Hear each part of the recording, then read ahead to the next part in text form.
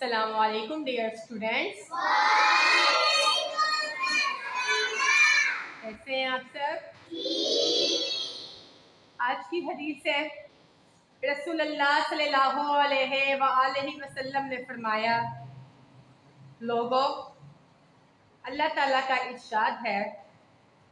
اچھی باتوں کا حکم کرتے رہو اور بری باتوں سے روکتے رہو، مبادا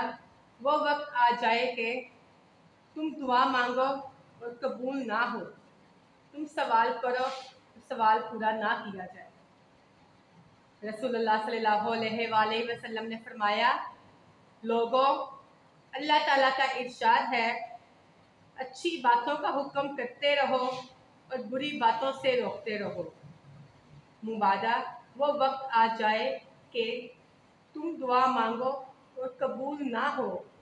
تم سوال کرو اور سوال پورا نہ کیا جائے۔